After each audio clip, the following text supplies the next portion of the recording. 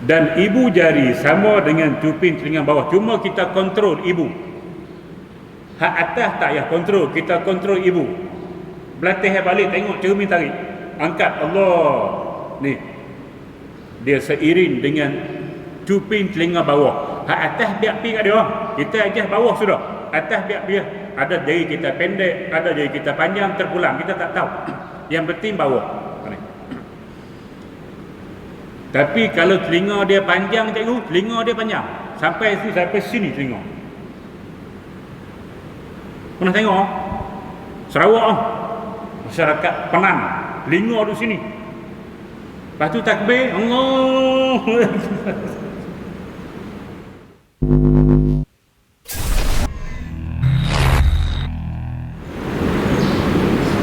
Bismillahirrahmanirrahim.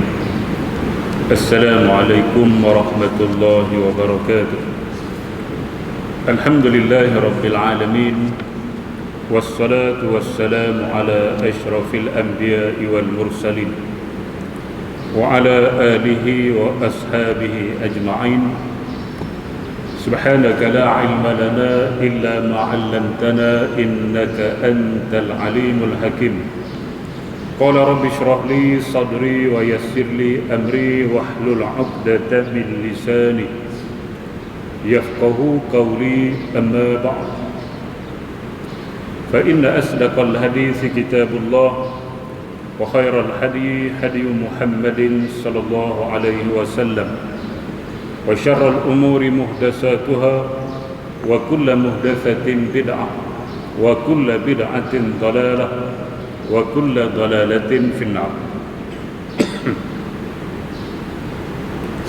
Alhamdulillah, kita bersyukur kepada Allah Subhanahu wa taala kerana sekali lagi dengan izin Allah Subhanahu wa taala dapat kita sama-sama dalam majlis ilmu. Mudah-mudahan pertemuan dan perpisahan kita pada malam ini diberkati dan diredai oleh Allah Subhanahu wa taala.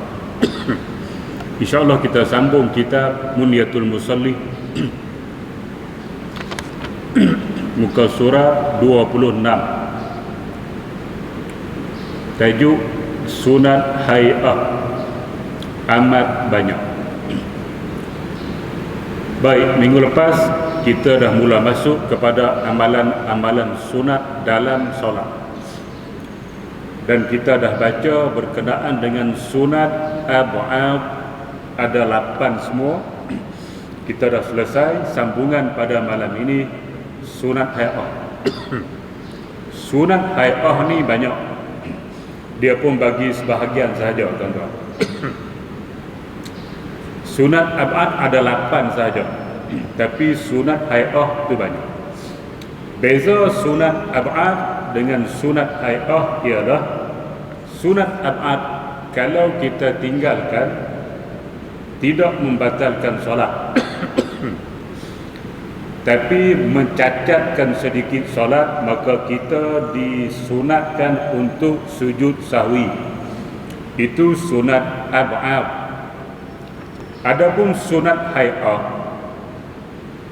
kalau kita tinggalkan, dia tidak mencacatkan pun. Sebab dia tidak besar, dia tidak mencacatkan solat dan tidak sunat sujud sahwi. Cuma kata Imam An-Nawawi dalam kitab Majmu' Syarah Muhazzab, sesiapa yang meninggalkan sunat-sunat dalam solat, hukum dia makruh. Sunat ni kalau yang biasa-biasa kita buat dapat pahala, kita tak buat tak ada apa-apa, tu sunat. Tapi sunat dalam solat, kalau kita buat dapat pahala, kalau kita tak buat makruh.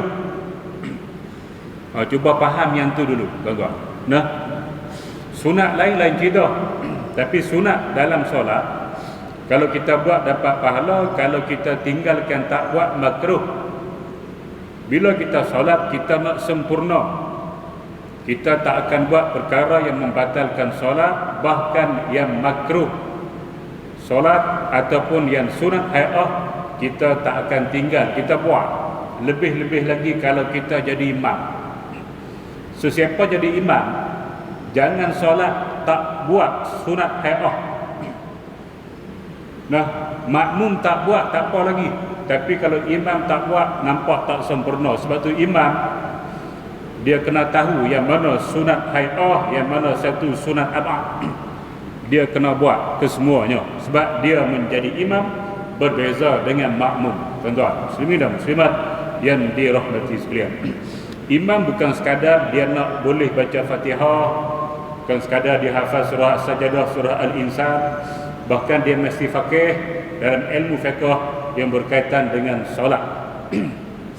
Baik, tuan-tuan, muslimin dan muslimat yang dirahmati sekalian. Qala al-musannifu rahimahullahu ta'ala wa nafa'ana wa iyyakum bi'ulumihi fid daraini amin ya rabbal alamin. Kata pengarang rahimahullahu ta'ala, sunat hai'ah ialah sunat yang tidak perlu digantikan dengan sujud sahwi. Dia tak perlu ganti. Antaranya ialah satu,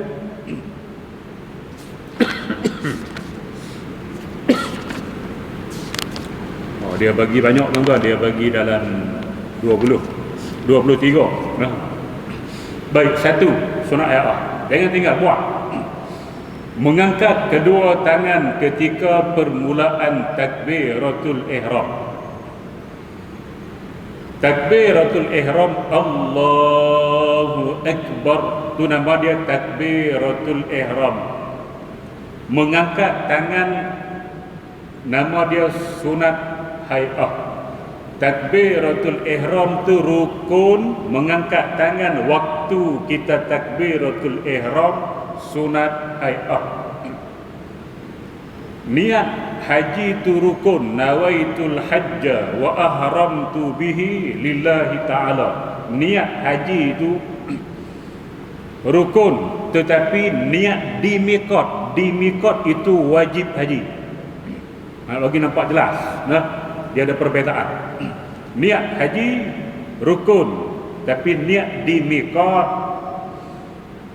miqat adalah wajib. Takbiratul ihram itu rukun, mengangkat tangan itu sunat hai'ah. Berbeza. Baik, tuan-tuan, muslimin dan muslimat yang dirahmati sekalian. Jadi sunat kita angkat, tak angkat usah takbir gitu, Allahu Akbar, boleh. Tapi makruh, kata Imam Nawawi. Sebab Nabi buat, Nabi dia angkat tangan. Nabi sebut sallu kama ra'aitumuni usalli. Hendaklah kamu salat seperti mana aku salat. Walaupun angkat tangan tu Nabi buat, tapi ulama masukkan dia dalam sunat hai'ah, bukan rukun. Nah, jadi jangan tinggalkan angkat tangan kecuali kita tidak ada tangan. Kalau kita tidak ada tangan, kita pergi angkat tangan, orang lari, orang kata hantu. Bagi yang ada tangan, angkat. Yang ada tangan tapi tak boleh angkat, lumpuh, tak apa, Allahu Akbar, tangan tak boleh angkat, tak apa, tak makruh tu. Kita hak boleh angkat, tiba-tiba buat malah Allahu Akbar. Sebab apa? Dia duk tengok orang tu tak angkat, dia jadi minat tak angkat tangan. Jadi tu pula. Ibadah ni bukan jenis minat tak minat. Ibadah ni kita kena tahu sebab apa dia tak angkat. Dia tak angkat, mungkin tangan dia tak boleh angkat. Yang kita pergi tiru dia buat apa? Nah, ngaji biar kita tahu orang buat kenapa, hak tak buat kenapa. Tu kita mengaji. Sebab tu ibadah yang dibuat tanpa mengaji, Allah tak terima. Baik, tuan-tuan, muslimin dan muslimat yang dirahmati sekalian. Angkat tu tahu mana? Tapak tangan sama dengan aras bahu. Baik, tangan kita Allah cipta panjang gini. Bila kita angkat jangan duk adjust apa-apa. Dia automatik pergi situ. Nah, daripada bawah tu bila kita angkat normal kita angkat, dia automatik ya. Tengok angkat itu. Cikgu macam nak kau silat. Normal. Tak payah duk fikir apa-apa, angkat dia mesti pergi duduk situ. Allah dah cipta kita macam tu dah. Dia tapak tangan sama dengan aras bahu. Ni. Mesti sama macam tu. Bila kita buat macam tu, dia mesti sama. Tak ada tangan jadi panjang itu ada. Tu chimpanzee. Dia mesti sama je. Nah, cuma dia cerita, tapi kalau kita tak, dia akan jadi sama. Sebab itu jangan buat pelik-pelik. Allahu Akbar. Itu pelik lah. Nak tengok lah itu. Pelik lah. Belajar mana lah. Bila tengok pelik-pelik tu, tu bukan ajaran Nabi Muhammad ni, ajaran sesat. Takbir tu, Allahu Akbar.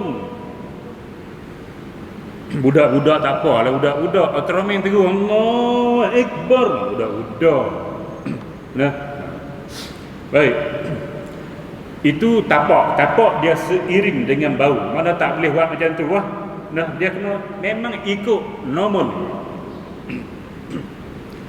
Hujung jari sama dengan aras cuping telinga atas. Hujung jari ni hujung jari atas sama dengan cuping telinga atas, tapi tak boleh sama. Dia akan lebih panjang sikit. Dia takkan sama je. Sebab telinga kita setengah jengkal, jari kita sejengkal.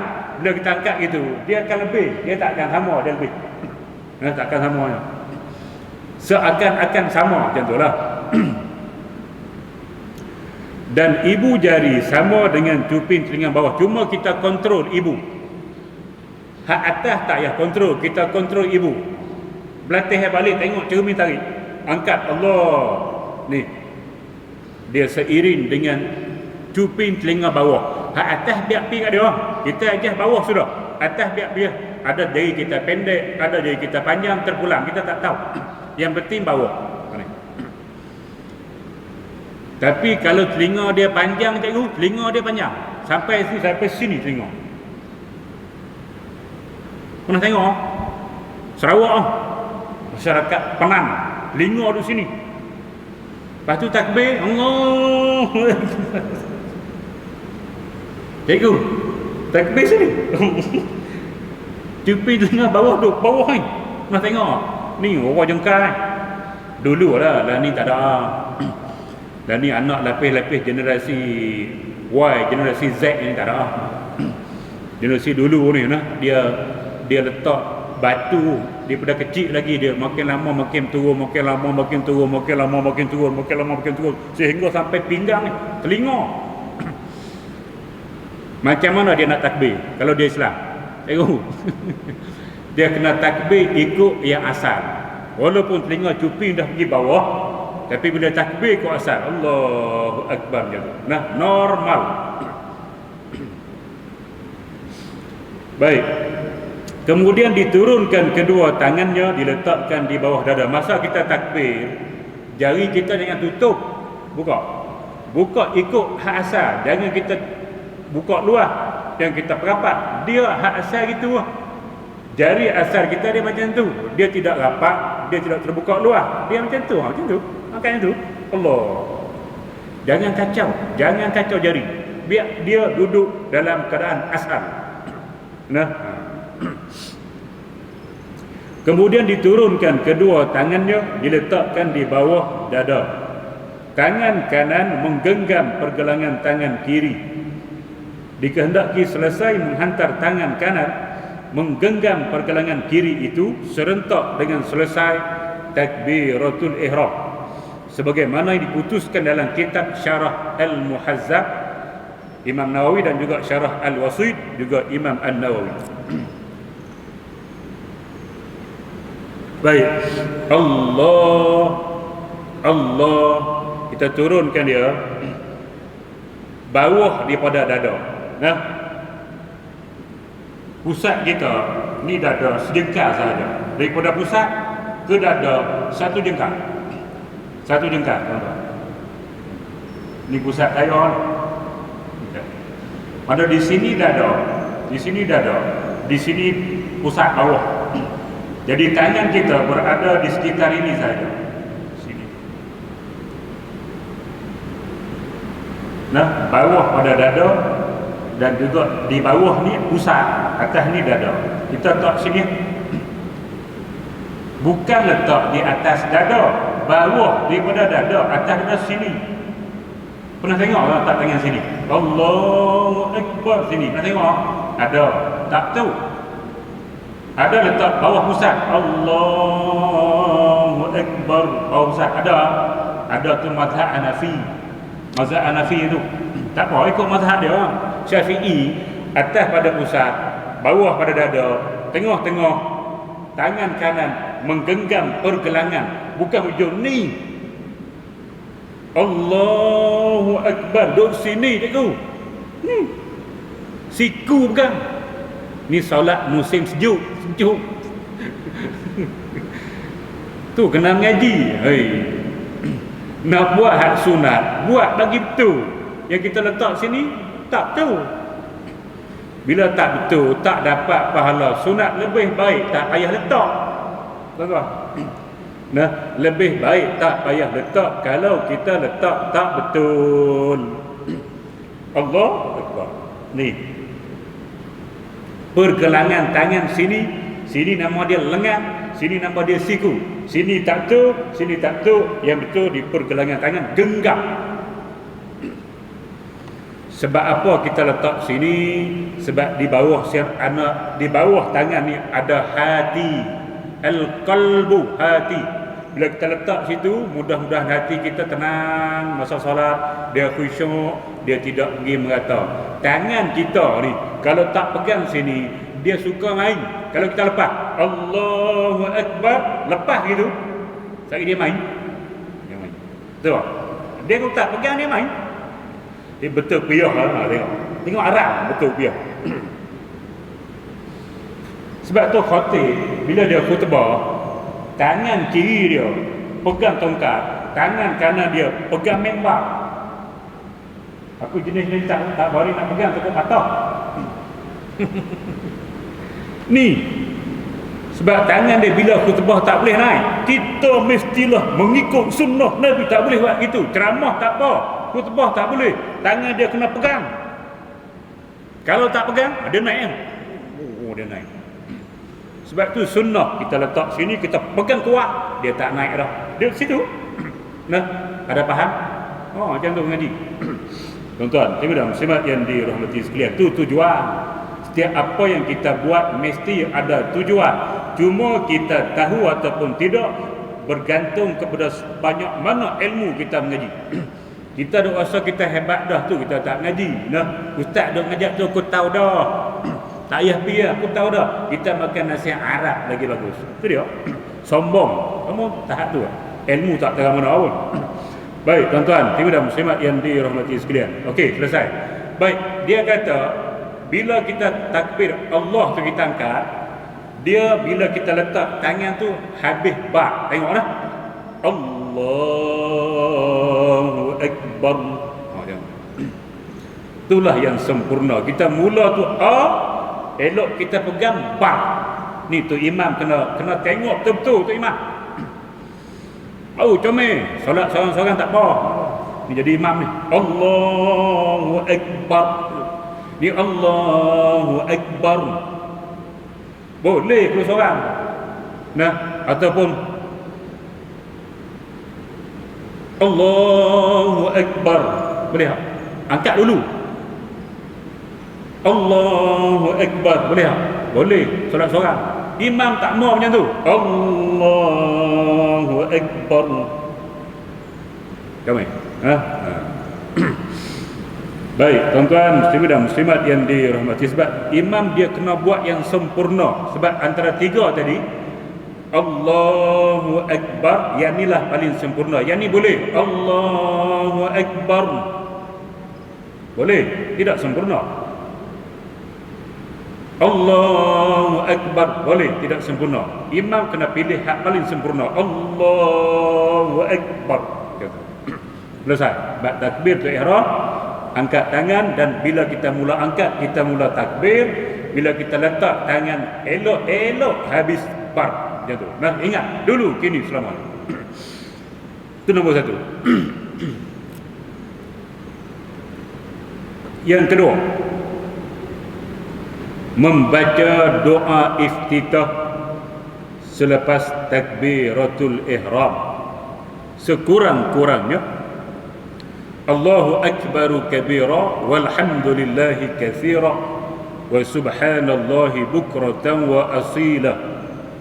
Dan untuk lebih baik ditambah lagi dengan bacaan wajjahtu wajhiya lillazi fataras samawati wal ard hanifan wa ma ana minal musyrikin inna salati wa nusuki wa mahyaya wa mamati lillahi rabbil alamin la syarika lah wa bidzalika umirtu wa ana minal muslimin. Baik, doa iftitah dia sunat, tuan-tuan. Sunat kita baca selepas kita takbiratul ihram. Kita tu siapa? Kita tu solat jadi imam. Allahu akbar. Ada saktah sedikit dengan sambung terus. Allahu akbar, Allahu akbar. Sambung terus jangan. Saktah kan? Allahu akbar. Allahu akbar. Baru dia mula baca. Baik, imam. Siapa lagi? Makmum, solat sendiri. Solat sendiri. Satu tadi imam, yang kedua yang solat sendiri. Kalau kita jadi makmum, tengok dulu. Jadi makmum tengok dulu. Kalau kita takbir sama dengan tu imam, imam takbir Allahu akbar, kita pun takbir Allahu akbar. Tu nama dia samalah. Tapi tak boleh pergi sama. Kalau sama batal solat. Sama dari segi itu. Dia habis takbir, kita takbir Allahu akbar, sunat kita baca. Tapi kalau kita masbuk, kita datang tu imam habis dah baca Fatihah, waladdallin, amin, kita Allahu akbar, jangan baca. Tidak sunat. Yang kita kena baca waktu itu ialah Al-Fatihah. Jangan baca lagi. Sebab kita tak takut kita duk sibuk dengan baca iftitah. Elok habis iftitah kita nak mula Fatihah, tu imam rukuk Allahu akbar. Bahaya. Bahaya. Jangan baca lagi dah iftitah. Ataupun tuan-tuan muslimat yang dirahmati sekalian, kita datang, imam duduk tahiyat awal, kita pun takbir Allahu akbar. Elok kita takbir, kita nak turun, dia naik Allahu akbar, kita pun tak ini turun, maka dia naik pada rakaat yang ketiga. Masa tu kita boleh baca kalau kita rasa sempat. Sebab tu imam akan baca Fatihah sahaja. Kalau kita rasa tak sempat, jangan baca waktu itu. Ataupun kita datang imam tahiyat akhir, at-tahiyyatul mubarakatus salawatut thayyibatul lillah, tahiyat akhir, kita pun Allahu akbar. Elok bar assalamualaikum warahmatullah, assalamualaikum warahmatullah. Masa tu kita boleh baca, sebab kita tak ada kaitan dengan dia lah. Dia bagi salat, kita dapat hujung-hujung sikit saja, maka sunat kita baca. Tuan-tuan dan muslimat yang dirahmati sekalian, kalau solat jenazah jangan baca. Tu imam pun tidak sunat baca, makmum tidak sunat baca, hak muafiq dengan imam tak sunat baca, hak masbuk dengan imam tak sunat baca. Solat jenazah solat yang tidak disunatkan baca doa iftitah. Siapa baca makruh, jangan baca iftitah solat jenazah.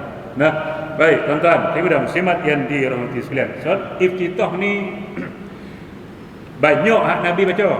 Tak silap ada 8 yang Nabi duk baca. Tapi Nabi baca satu je lah. Contoh maghrib, dia baca satu iftitah. Nanti isyak dia baca iftitah hak lain pula. Nanti subuh esok dia baca hak lain pula. Dia banyak, tapi sekali baca satu.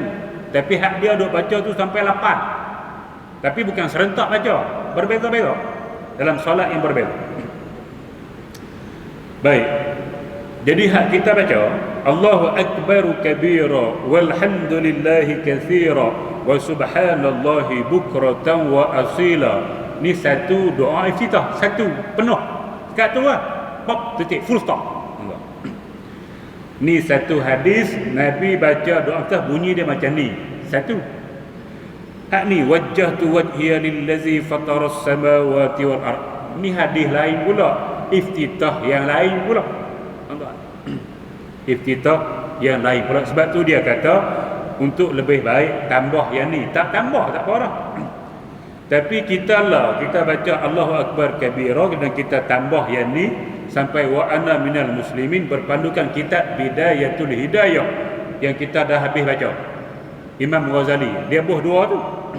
Kalau tuan-tuan buka kitab Sabilal Muhtadin, dia buat contoh iftitah wajah tu tidak ada Allahu Akbar kabira.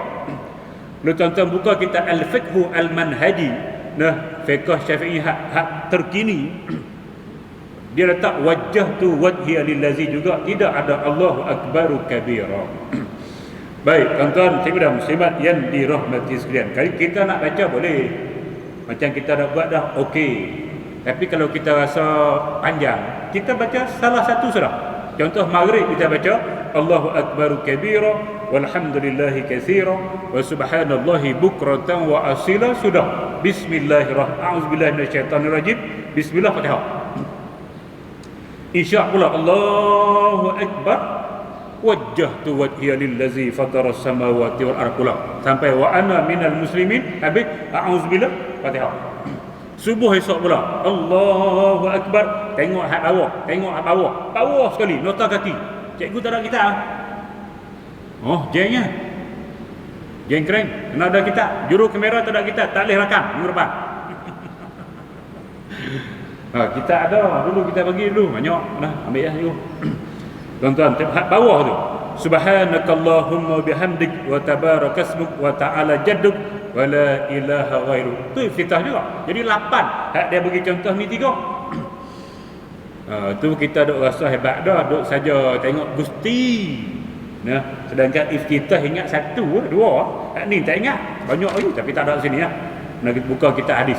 Nah, kalau kita boleh ingat semua, kita zuhur baca iftitah lain, asar baca iftitah lain, maghrib iftitah lain, isyak iftitah lain, subuh iftitah lain. Kami mana kita mengamalkan semua doa iftitah yang dibaca oleh Nabi Muhammad sallallahu alaihi wasallam. Tapi kalau kita baca yang ni saja, mana ada lagi 6 kita tak pernah baca seumur hidup, sedangkan ia adalah sunnah Nabi Muhammad sallallahu alaihi wasallam. Oleh kerana itu apa? Jangan kita rasa kita dah okey, kita sebenarnya KO. Nah, apa? Baik, tuan-tuan, cikgu dan muslimat yang dirahmati sekalian. Jadi saya tak bercadang untuk nak mentafsirkan doa-doa ini, takut dia panjang masa. Nah, saya baca saja sudah. Makna dia pun saya tak baca. Saya takut panjang masa. Baik, bagi yang ketiga. Selepas kita baca iftitah, kita sunat baca a'udzubillahi minasyaitonirrajim pada tiap-tiap rakaat. Yang muakkad pada rakaat pertama sahaja. Kedua, ketiga, kalau ada keempat sunat biasa. Tapi rakaat pertama sebelum kita baca Fatihah sunat muakkad, kita baca a'udzubillahi minasyaitonirrajim. Kita tak perlu dah baca kul a'udzu birabbin nas malikin nas ilahin nas sebelum kita takbir. Tidak ada sunnah pun. Di segi hadis tidak ada. Cuma ulama kita kata kalau kita takut was-was, kita jenis was-was ni, maka kita baca kul a'udzu birabbin nas malikin nas sebelum kita takbir. Kalau kita tidak ada was-was, tak payah baca, bukan ada hadis pun, tuan-tuan. Dan saya tak kata tak boleh baca, boleh. Dia kata Wahabi pula, payah bawa ni. Ni Wahabi lalu, itu payah. Tak ada Wahabi, tak ada masalah Wahabi, tuan-tuan. Nah, betul lah sunnah, dia tidak ada hadis pembaca. Ulama kita kata itu pun bagi orang yang kalau dia merasakan dia tu was-was. Kalau kita hak relax, hak biasa-biasa tak payah baca. Lebih baik tak baca sebab tidak ada hadis. Nah, baik. Baca masa mana? Sebelum baca Fatihah. A'udzu billahi minasyaitonir rajim. Itulah sunnah. Ada hadisnya di situ. Maka baca situ. Ni dak kul a'udzu birabbin nas baca. Sampai sini tak baca. Kok mana? Tu pelik. Tak ada hadis tak baca. Tak ada hadis baca. Ni jadi tak kata apa lah.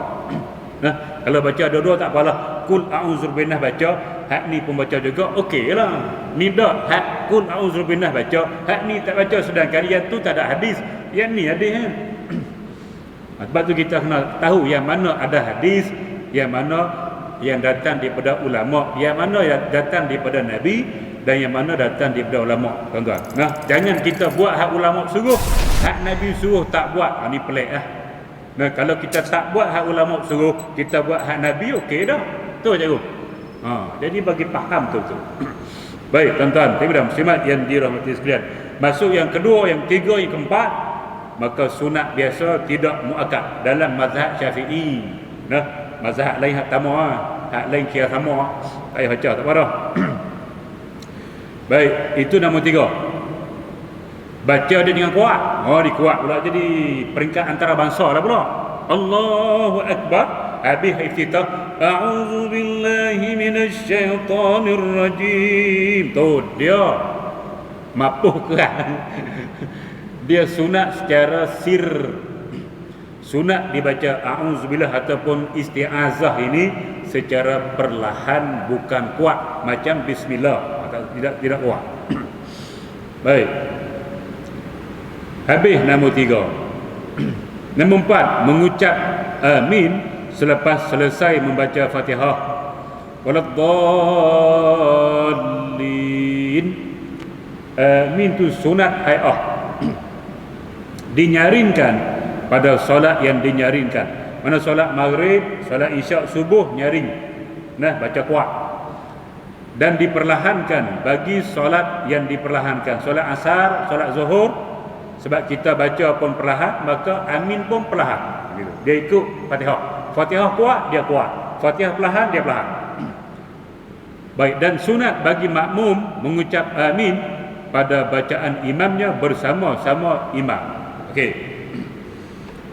Tuan-tuan muslimin dan muslimat yang dirahmati sekalian. Amin ni sunat hai'ah. Tapi walaupun dia sunat, nak dapat pahala sunat, biar sebutan bagi betul. Sebutan biar bagi betul. Baik, macam mana sebutan yang betul? Dia sebutan yang betul ikut tajwid, tuan-tuan. Dua harakat. Dua harakat. Nama dia Mat Bedil. Nak dengar? Mat Bedil. Mak badal dia ngaji tajuk ya. Ngaji tajuk ustaz tok guru dia tak sebut mak badal, mak bedil. Dua harakat. Min ma'arif li sukun. Ma'arif li sukun dia boleh baca dua harakat, boleh baca 4, boleh baca 6. Tapi pada amin, ma'arif li sukun pada amin baca 4 atau 6. So, gini bunyi dia. 24 ataupun 26. Baik, contoh sebutan 24. Amin. Sorry. Itu 22, 24. Amin. Mana A2, min 4 ataupun min tu 6. Amin. Itulah sebutan yang betul. Kalau kita sebut A tu pendek secara qasar, nah, dan kita panjangkan min, amin. Ada pernah dengar tu? Dia pendek. Amin. Tidak menepati sunnah. A satu harakat, A min panjang, amin. Ataupun kalau ucap amin artinya amin panjang, artinya ya Allah berikan keamanan pada kami. Oh tak, kami minta keamanan. Amin artinya ya Allah terimalah doa kami. Doa yang mana? Ihdinas siratal mustaqim, tunjukkan kami jalan yang lurus. Ihdinas siratal mustaqim, siratal ladzina an'amta 'alaihim ghairil maghdubi 'alaihim waladdallin. Itulah doa. Kita pun kata amin ya Allah, terimalah doa kami ni. Tiba-tiba amin, berilah kami keamanan. Kok mana cerita? tidak suitable, orang Bali panggil, tidak sesuai. Ataupun kita kata gini, min, oh kebetulan dah, oh tu panjang, min tu satu harakat, min, sama, minta keamanan, minta ketenangan. Ataupun kita sebut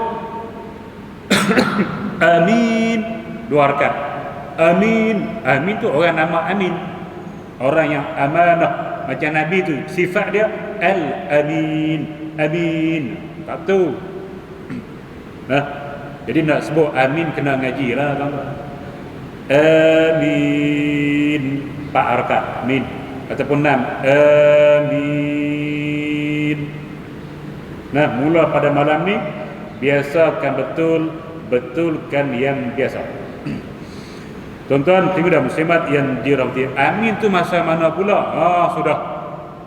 Tu imam waladdallin. Dia dah. Dah. Budak-budak tak apa kita. Baru belajar. Nah. Buah cempedak di luar pagar. Ambil galah, tolong colokkan. Kami budak baru belajar. Kalau salah tolong betulkan. Tak apalah budak-budak. Ni bukan budak-budak, 7 hulu. Bukan kata bapak budak, tu orang budak. Ada lin baru or. Tak tu, tuan-tuan. Dia hak tu sama-sama dengan Tok Imam. Kita standby. Dia waladdallin. Imam kena saktah. Dia kena berhenti sekejap. Dia tak boleh sambung.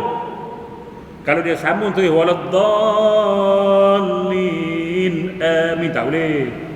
Kalau dia sambung seolah-olah amin tu sebahagian daripada surah Al-Fatihah, amin bukan sebahagian daripada surah Al-Fatihah, maka kena saktah berhenti sekejap. Lin, baru dia amin. Kita standby. Bila dia lin kita standby. Dia kita sama-sama Jangan dulu dia tak kita ada, ataupun dia dia min bu kita jangan. Dia sama-sama. Sebab malaikat dia akan mengaminkan waladdallin imam itu, dia akan samakan dengan imam.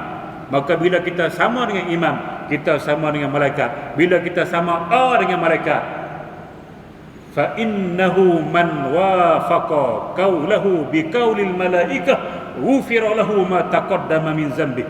Sesungguhnya sesiapa yang berkata amin sama dengan malaikat, maka ghufira lahu ma taqaddama min zambi, akan diampunkan baginya seluruh dosa-dosa kecilnya. Hebat tuan-tuan. Sahaja bagi sama dengan imam, dosa kecil kita habis apa? Mudah sangat. Sebab tu kena ngaji begitu. Siapa-siapa dulu, tak ada. Imam belum dia dah, tidak ada pengampunan dosa daripada Allah Subhanahu Wa Taala untuk dosa-dosa yang kecil. Sebab tu mengaji untung, tak ngaji kita akan sentiasa rugi. Baik, tuan-tuan dan muslimat yang dirahmati, tapi kita tak rasa rugi sangat sebab pahala tak nampak. Cuba dapat duit siapa dulu berimam kosong, sama imam 500, rugi tak? Rugi. 500 bukan boleh hapus dosa kecil, tak boleh. Hak ni lebih daripada 500. Hapus dosa kecil mungkin juta. Kita perlukan juta untuk hapuskan dosa kecil kita. Sekadar kita sama dengan imam sudah boleh menghapuskan dosa. Tiba-tiba kita dahulu pada dia, boleh elak. Ngaji tu. Baik, tuan-tuan dan muslimat yang dirahmati sekalian.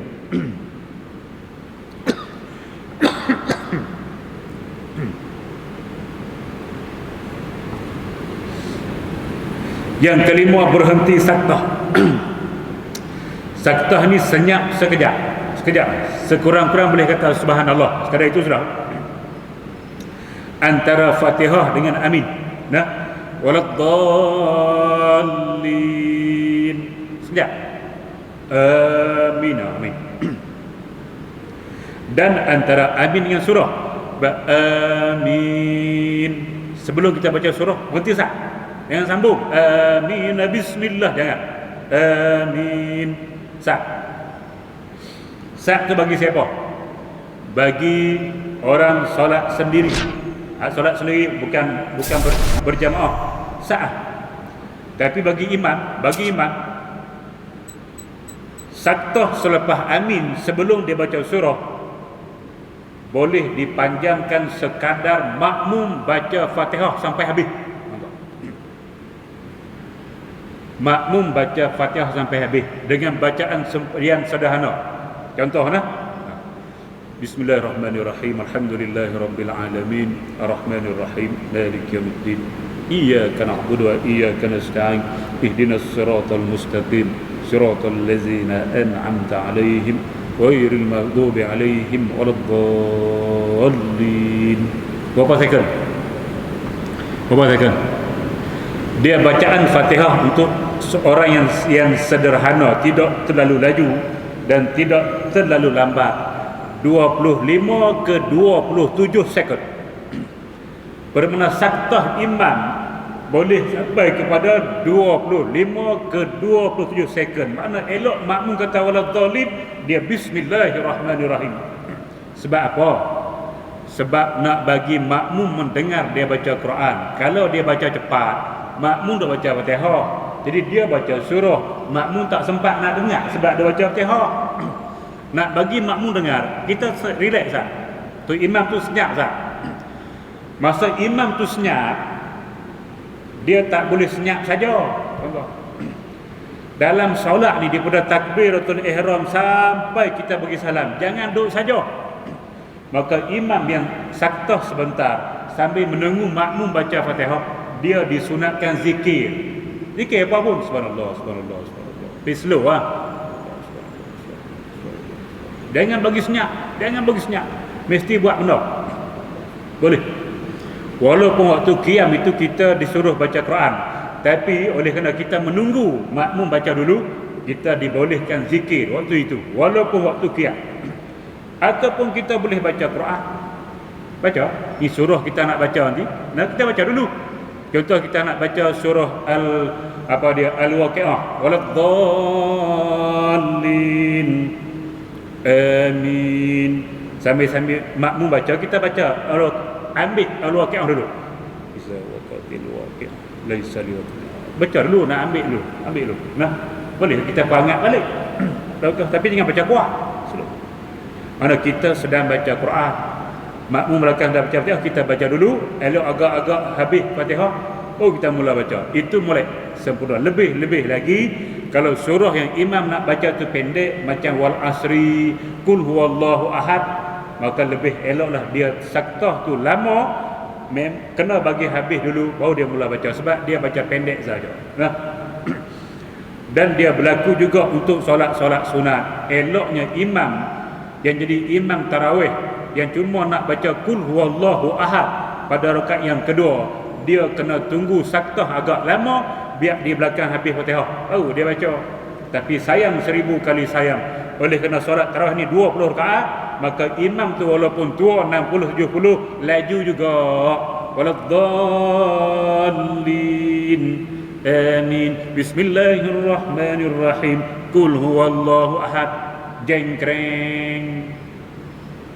Nah, sebab makmum nak baca Fatihah, dia qul huwallah pendek qul huwallah, makmum panjang dari dia. Yang dia habis terus baca. Imam tidak faqih. Imam tidak faqih, tak reti ilmu fiqh bab solat. Tuan-tuan, muslimat yang dirahmati sekalian. Okey. Itu saktah. Baik, lepas daripada itu dan antara surah dengan rukuk, habis surah wa tawassaw bil haqqi wa tawassaw bis sabr, berhenti sah sebelum rukuk tu. Itu saktah. Bermakna lepas takbir Allahu Akbar, sebelum baca iftitah ada satu saktah pendek saja. Baik, lepas tu kita baca iftitah. Lepas iftitah nak pi kepada a'udzubillah, ada saktah. Kemudian lepas waladdallin nak pergi pada amin, ada saktah pendek. Lepas amin nak ke surah, saktah yang agak panjang bagi imam. Kalau kita tak imam, pendek je lah. Nah, Dan selepas kita baca surah nak pergi ke rukuk, saktah sekejap. Maka saktah ini kena jaga. Kalau saktah ini dijaga dengan elok, maka tidak mungkin solat tarawih 20 rakaat boleh buat dalam tempoh 8 minit. Mustahil pada akal. Mustahil pada akal. Baik. Akhirnya namunah untuk malam ni, namunah membaca surah bagi imam, membaca surah bagi yang menjadi imam, dan juga bagi munfarid. Munfarid ni solat seorang diri. Hak jadi imam sunat baca surah lepas Fatihah. Hak solat sendiri pun sunat baca surah lepas Fatihah pada 2 rakaat yang pertama. Nah, kalau subuh dua-dua sekali, sebab subuh ada 2 aja. Subuh 2 lepas Fatihah baca surah. Maghrib hak 3 dah. Hak 4, 3 dan 4 tak ada dah surah. 1 dan 2 sahaja sunat baca surah bagi siapa? Imam dan makmum. Ada munfarid. Makmum dia tak sebut tau. Makmum Fatihah surah. Okey. Kemudian dipanjangkan, tengok. Surah kita nak baca tu dipanjangkan pada solat subuh. Solat subuh ni orang baca panjang. Sunnahnya panjang. Nabi baca panjang. Sebab subuh pun 2 rakaat saja. Nah, dia bukan 3, bukan 4. Maka sunnahnya kita baca panjang. Masalah hari ni, hari cuti tak apa. Jumaat Sabtu tak apa. Kena Ahad sampai Khamis. Itu orang kerja. Bila kerja? Kalau subuh masuk awal tak apa. Kalau subuh masuk lewat, jadi tu imam jadi serba salah. Aku nak ikut sunnah ke macam mana ni? Ikut sunnah, hak belakang punah. Hak belakang marah. Apa tu imam nak kerja lah, baca pendek sudah. Jadi celaru. Tu imam pun nak baca salah, tak baca salah. Jadi semua serba salah. Tu. Gini lah tuan-tuan. Jumaat memang kita baca panjang. Sajadah dengan Al-Insan. Nah, kita di Kedah Alhamdulillah, di Kelantan Alhamdulillah, di Terengganu Alhamdulillah, di Johor Alhamdulillah, di Pulau Pinang jengkreng. Negeri hak kerja hari Jumaat, kalau subuh lewat, hari Jumaat kerja mereka. Subuh pula lewat, tu imam baca sejadah. Marah tu masalah dia. Nah, kita hak cuti okey, tak ada hak cuti ni tak ada komen dah. Baca tak apa kan ke dia. Lepas tu dah kuliah subuh pula. Begitu. Cumanya kalau subuh tu lewat, 6 suku, 6 10 tu lewat lah. Jadi imam baca sajadah, yang kedua baca Al-Insan. Habis tu wirid pendek sudah tuan-tuan imam. Pendek sudah sebab kuliah ustaz nak kuliah subuh. Kuliah subuh paling panjang pukul 8. Nah, paling panjang habis pukul 8. Biasa pukul 7.30. Kalau kita ada wirid panjang sampai baca 3 kul, sampai tahlil lagi, akan mengambil masa kuliah subuh itu. Di situ imam kena main peranan, kena ada ilmu, kena ada faqih, kena fiqh, dia kena faham dengan fiqh. Dia kena main tarik tali. Subuh awal hari Jumaat boleh dia nak wirid panjang, tak apa. Subuh lewat dah lah sejadah tu. Dah lewat baca panjang insan. Sampai pukul 8 sampai pukul 7, 6.30 baru mula solat. Sampai pukul 7 baru habis. Takkan ustaz nak kuliah setengah jam tu. Jadi pandai-pandai lah tu imam. Pandai-pandai tengok masa, tengok takwim. Masa mana kita boleh wirid panjang, masa mana kita boleh wirid pendek. Wirid bukan wajib, sunat tuan-tuan. Solat tu wajib lah. Nah, baik. Tuan-tuan dan muslimat yang dirahmati sekalian. Jadi imam kena main peranan, kena ada faqih di situ.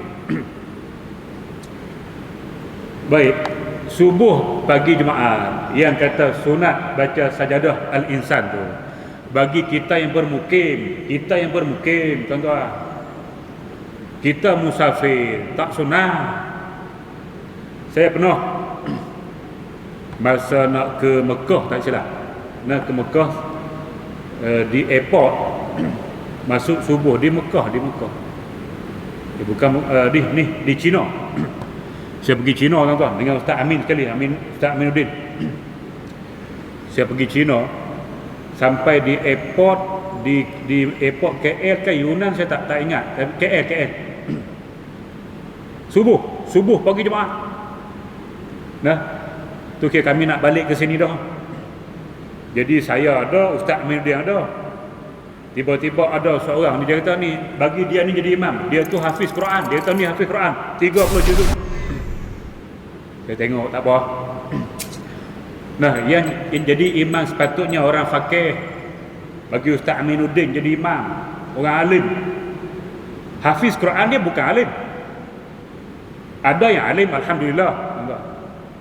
Ada yang tidak alim. Dia hentam sejadah al-insan. Cikgu, flight nak terbang dah tu. Di airport, dia hentam sejadah dengan al-insan. Jeng kering.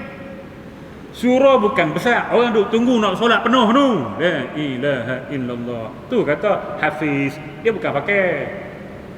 Bagi ustaz, oh dia faqih, dia mengaji. Pagi Jumaat solat subuh bagi orang musafir tidak disunatkan baca as-sajadah dan juga al-insan. Disunatkan dia baca kuliah dan kul huwallah sahaja. Hampir hentam jatuh. Di luar tu orang tunggu penuh nak solat. Lamanya solat. Panjanglah solat. Bagi orang faqih lah. Ataupun kul a'udzu birabbil falaq dan kul a'udzu birabbin nas. Antara dua ni maka yang paling sahih, paling tepat kul a'udzu birabbil falaq dan kul a'udzu birabbin nas bagi solat subuh pagi Jumaat bagi orang musafir. Jangan baca as-sajadah dan al-insan. Tu kata kena faqih, kena mengaji bab ni. Nah, tuan-tuan, muslimin dan muslimat yang dirahmati sekalian. Baik. Itu subuh dia sunat panjang. Kita subuh Sabtu pun okey, cuti. Subuh lain-lain tu agak pendek sikit pun tak apalah. Tapi jangan lebih pendek daripada maghrib. Nah, sebab subuh antara 5 waktu ini subuhlah disunatkan kita baca panjang berbanding 4 yang berbakinya. Baik, kemudian pada solat zuhur, subuh dan zuhur sunat panjang. Subuh dan zuhur. Kemudian sederhana pada asar dan isyak. Asar dan isyak sederhana.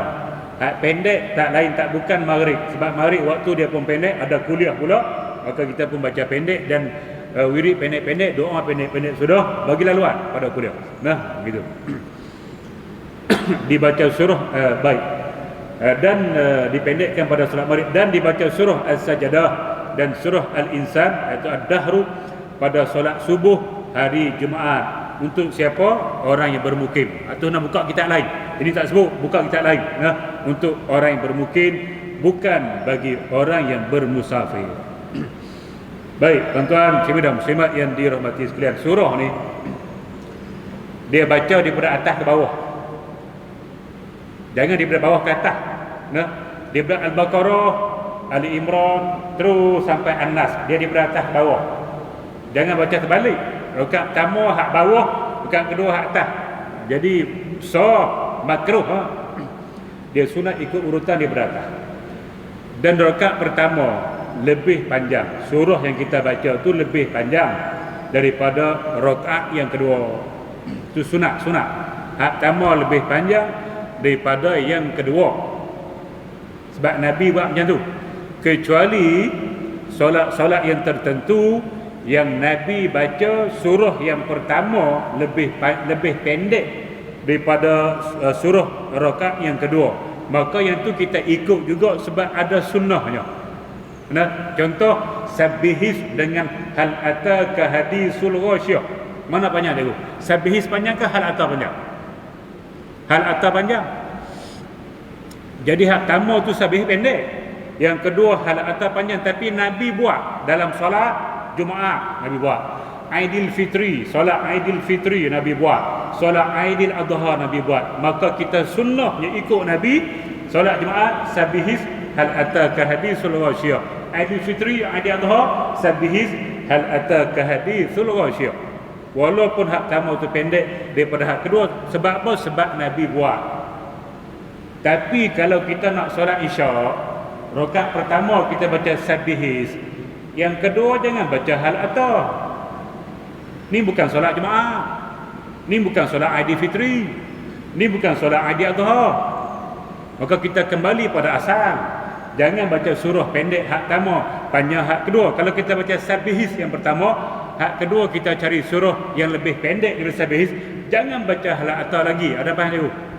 Sebab ada imam dia baca sabihis surah solat isyak, solat maghrib, bukan solat Jumaat, bukan solat Aidilfitri. Dia baca sabihis, hak kedua dia baca halak atau. Tidak kena. Sah solat tapi tidak ikut sunnah. Oh, banyak benda tuan-tuan. Banyak benda yang kita nak kena mengaji. Lah kali cikgu, agak-agak lepas ni cikgu berani jadi imam. Tak dah. Masa tak mengaji dulu, boleh. Dan ngaji jadi seriau. Rasa banyak lagi aku tak tahu ni.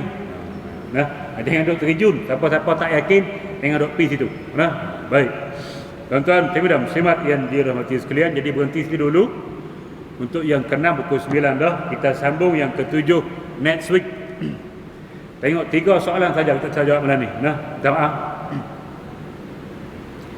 Tu dia 12 geng.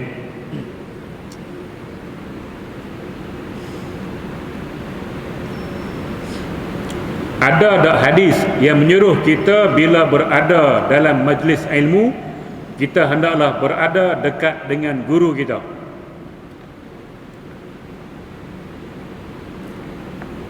Baik tuan-tuan, semak yang dirahmati sekalian. Mengaji ni, dia siapa hak paling dekat dengan tuan guru paling berkat. Siapa hak paling jauh dia paling kurang berkat mengaji. Sebab ilmu dia akan jatuh ke depan dulu sebelum dia melantung ke belakang. Hadu depan ni kenyang. Tak makan lagi kenyang dah. Hak belakang perut lapar. Tak ada berkat. Sebab tu orang mengaji kita lah tak boleh buat sebab PKP ni. PKP. Elok mengaji ni duk belaga lutut.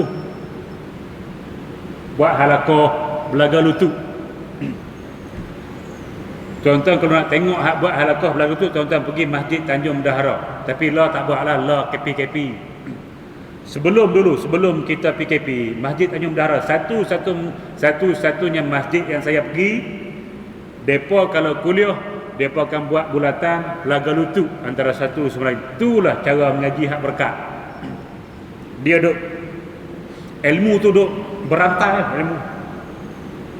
Dia positif negatif. Hak jenis tu mengantuk pun tak. Dia tak mengantuk sebab positif negatif duk belaga lutut, dia tak mengantuk. Duduk jauh-jauh. Duk belakang pula gini. Jadi duduk dekat lah tuan-tuan. Duduk dekat. Tapi kalau kita duduk dekat tak dengar. Contoh mikrofon ni, speaker dia lajak pergi belakang. Hak tu tak apa lah. Macam mana? Duduk depan tak dengar, belakang dengar. Tapi kalau depan dengar, maka pilih depan. Paling dekat dengan tuan guru, maka kita lebih berkat kita mengaji. Baik tuan-tuan, simak yang dirahmati sekalian. Dia tuan guru ni kalau kita dekat, dia seronok mengajar. Kalau kita main jauh, dia tak boleh lajak lah. Dia bunyi tek, dia berhenti lah. Tapi kalau bunyi tek, dia tak berhenti lagi, tu dia seronok lah tu. Sebab apa? Ada depan. Kalau tak ada dua ni, aku berhenti tadi. Tanya Tok Guru mana pun. Dia macam tu lah. Kita pun sama. Orang duduk jauh, tak semangat. Tak nampak muka pula tu. Duduk keliling dia. Nabi bila buat kuliah, sahabat kan jauh, keliling Nabi. Baru dia semangat menyampaikan kuliah dan sahabat-sahabat pun semangat mendengarnya. Sekarang harga emas tinggi. Setahun lalu saya sandar emas di bank untuk niaga. Kalau jual sekarang akan dapat untung sekali ganda. Bolehkah saya jual kertas sandaran pada kedai emas? Adakah riba, dan kalau riba, macam mana nak buat pencerahan? Beli emas, ketul tu emas. Bila kita nak jual pun, jual ketul tu emas. Kita jual sandaran, jual kertas sandaran, saya tak pasti macam mana. Tapi kalau kertas sandaran tu kalau kita jual, memang emas kita dalam bank tu dia boleh ambil. Tak apa, sama dengan kita jual emas juga. Dia emas ni hati-hatilah, dia jenis item riba. dia kena hati-hati. Baik, SOP ke masjid pakai mask dan bawa sejadah besar dan lain-lain. Kita tak bawa ikut suka kita, sombongkah kita? Sejadah lah ni sudah harus. Sejadah tak wajib lah ni, harus nah, boleh dah. Tapi kita ada bawa norma baru, dia lebih selesa. Kita bawa sejadah sendiri. Walaupun Ismail Sabri kata okey, boleh dah untuk orang musafir. Kadang kalau orang musafir ni dia terlupa bawa, bila dia terlupa bawa sejadah, dia nak masuk AJK tak bagi, jadi dia nak solat kat mana? Maka suasana hari ni dengan kita berada dalam satu digit. Hari ni 9 awak 5 gitulah, satu digit. Maka pihak kerajaan mengatakan sejadah tu dilonggarkan sedikit, lebih-lebih lagi bagi orang musafir. Tapi bagi kita tak musafir, bawa lah tuan-tuan, lebih selesa, lebih selamat. Sebab kita di Kedah ni masih ada berbanding dengan negeri-negeri lain. Jadi bawa, kalau nak bawa elok yang besar lah. Kalau dia nak bawa yang kecil boleh, tapi dia jangan letak macam tu. Dia kena corner kot tu. Bila dia corner kot tu, baru letak tangan atas jadah, Kalau dia buat macam tu, tangan di luar sejadah. Sebab kita nak jaga hidung, muka dan dua tangan ini tidak kena tempat lain. Kaki tak apa, kaki kita pakai kasut, kita pakai stocking. Tangan ni pergi pegang atas, naik tangga dulu besi tu lah, turun tangga dulu besi. Ini apa aku tak tahu. Di tangan kita ni pegang atas, yang ni kita tak nak letak atas kapet, letak atas jadah kita sendirilah. Kalau dia kecil tak sesuai, letak di luar sejadah. Oleh kerana itu kita corner kat tu, dia jadi panjang, kita letak muka kita letak sini, tangan kita boleh tapak belah ni, belah ni. Jadi okey juga.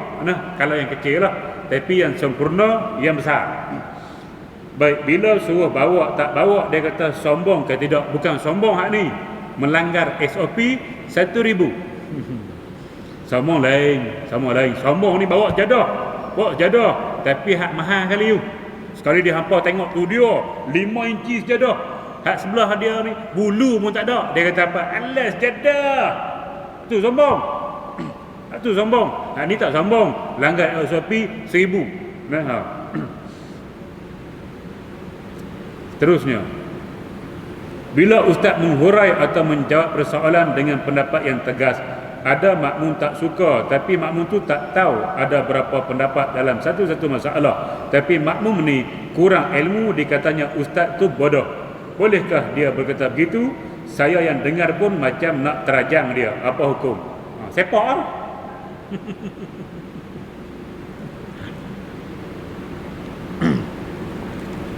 Baik, tuan-tuan, ibu-ibu, simak yang dirahmati sekalian. Yang boleh kita kata bodoh ni hak tak reti fardu ain. Hak tak reti fardu ain, Arab panggil jahil, bahasa Melayu bodoh. Bila ustaz dia mengaji dan disebut pendapat-pendapat yang berbagai, dia bukan bodoh, dia cerdik. Hak kata bodoh tu bodoh. Bodoh tu akan masuk pada dia sendiri. Dia macam kalimah haram jadah, kalimah laknat. Kalau kita melaknat seorang manusia itu memang dia layak terima laknat, tak apa. Kita nak anak kita celaka, dan dia layak terima celaka, tak apa. Tiba-tiba naik motor, angkat tayar depan kita, lalu atas motor kita atas kepala, celaka. Boleh tu? Memang dia layak terima celaka, buat kerja macam tu. Tapi kalau orang tu tak layak terima celaka, kita pergi kata celaka tu dia pantul balik mai kita. Sama dengan bodoh ni, kita boleh kata bodoh pada orang bodoh, fardu ain. Tapi kalau kita kata pada orang yang tidak bodoh, tidak jahil fardu ain, bodoh tu kembali pada kita balik. Maka bertambah-tambah bodoh lah kita. Dah lah kita bodoh dah. Kita kata ustaz tu bodoh, bodoh tu mai balik, maka bertambah bodoh. Kata Datuk Fadilah Hamzah, bodoh sombong. Dah lah bodoh sombong. Wala'iyuzubillah min zalim. Jangan kata ke ustaz, tuan-tuan. bahaya. Hidup kita tak berkah. Tak suka kita pergi keluar. Tak payah duk kata apa. Ustaz ni dia belajar agama, dia termasuk dalam kekasih Allah. Tuan-tuan. Sesiapa yang mengatakan sesuatu yang tidak betul kepada ustaz, dia seolah-olah minum racun. Orang biasa tak apa. Orang agama kalau kita kata tak tahu halal, kita seolah-olah sedang makan daging beracun. Kalau kita duk fitnah dia, duk umpat dia, makan macam makan daging beracun. Orang biasa kalau kita duk umpat dia macam makan daging biasa. Tapi ustaz, ulama-ulama kita duk umpat, dia kata dia macam kita makan beracun. Racun dengan daging biasa tidak sama. Dia punya bisa dia kepada kita, kita akan kena tu sampai berapa keturunan kita tak tahu. Nah, hati kita tak suka dengan dia, hang belah. Lidah hang jaga. Silat hang kata naya badan. Nah, bahaya. Allah akan bagi cash. Takut turun-turun jatuh tangga situ. Nah, tidak berkat hidup. Tak suka, duduk diam sudah. Pergi cari ustaz lain, mengaji ustaz lain. Aku tak suka ustaz ni. Nah, pergi ustaz lain. Jangan duk kata apa. Jangan duk kata fitnah, jangan duk umpat dia. Senyap sudah. Buat sudah. Selamat kita. Tapi kalau kita duk mengata dan sebagainya, tunggulah. Tak kena kita, kena anak kita. Tak kena anak kita, kena cucu kita. Ni bahaya. Nah, hati-hati. Bukan saya nak backup ustaz. Nak kata saya kata ustaz lain kan aku. Nah, tengok. Saya tak apa kata apa, tak apa. Ustaz lain yang kata. Takut dia tu orang hampir dengan Allah, orang banyak ibadah. Saya tak banyak ibadah. Takut ustaz lain yang banyak amal ibadah, hampa duk kata kat dia, hampa tunggu. Nah. Tuan-tuan, tuan-tuan muslimat yang dirahmati sekalian, seterusnya.